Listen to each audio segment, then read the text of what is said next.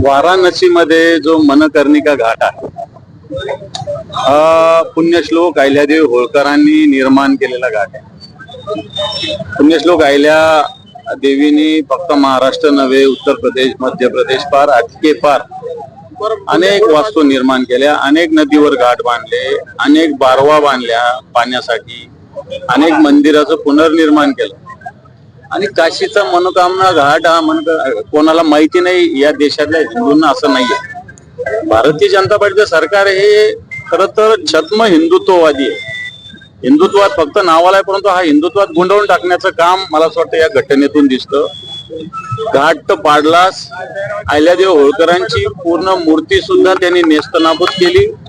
मला असं वाटतं मनाला वेदना होणाऱ्या या घटना ज्या पद्धतीनं भारतीय जनता पार्टीच्या सरकारने केलेल्या आहे याच्याविषयी बोलूच शकत नाही। या वेदना मनातल्या मनात कळतात, शरीरात कळतात, मनात कळतात, आणि म्हणून या बोलूच शकत नाही आपण। म्हणून आम्ही मूक धरणे इथं सगळे पक्ष आमच्या बरोबर, आम्ही सगळे एकत्र आहोत। काँग्रेस आहे, राष्ट्रवादी काँग्रेस आहे, वंचित बहुजन आघाडी, मनसे आहे, राष्ट्रवादी काँग्रेस आहे, प्रहार आहे, कम्युनिस्ट पक्ष आहे, हे सगळेच्या सगळे पक्ष मिळून आम्ही आज मूक धरणे आंदोलन इथं धरलेलं आहे। ना मी महाराष्ट्रातील जनतेला आवाहन करेल की गावागावात याविषयी भूमिका मांडली पाहिजे, धरणे धरले पाहिजे, भारतीय जनता पार्टीच्या या कृत्याच्या विरोधात आवाज उठवला पाहिजे। काय मागणी काय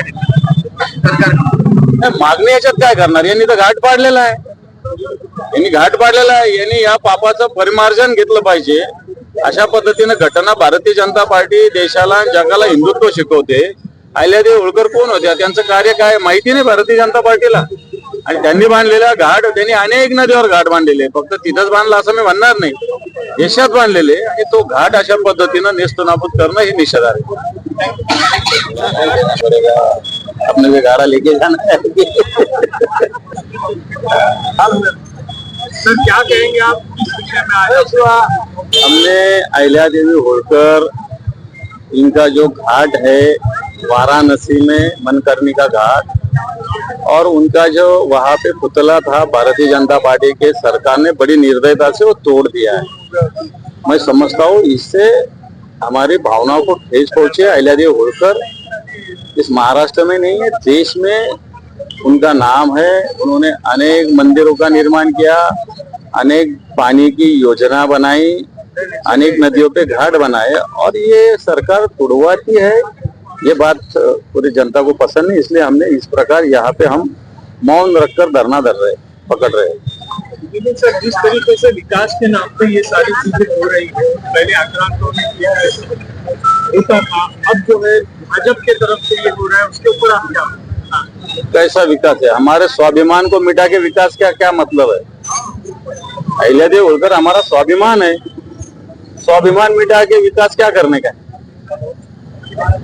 दूसरी जगह नहीं थी क्या वहां पे? दूसरा घाट बना सकते थे, वही घाट क्यों वाला है?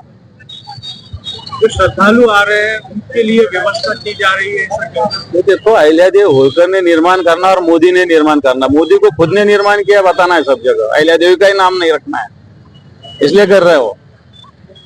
ठीक है ना, वो क्या गंगा क्या उतनी वही घाट तक है क्या सीमित? और बड़ी है ना, दूसरी जगह घाट नया बनाना था ना, क्या फर्क पड़ा था उससे? लेकिन अहिल्यादेवी का ही नाम नहीं रखना, भारतीय जनता पार्टी का नाम करना, मोदी का नाम करना, योगी का नाम करना, ये तो भूमिका दिख रही है उनकी। अभी आप तो बैठे हुए यहाँ पे, कौन कौन से पक्ष आपके साथ जुड़े? सभी पार्टी है, आप देख लो, कांग्रेस है, राष्ट्रवादी कांग्रेस है, वंचित बहुजन आघाड़ी है, कम्युनिस्ट है, प्रहार है, मनसे है, सभी पार्टी है, महाविकास आघाड़ी पूरी के पूरी यहाँ।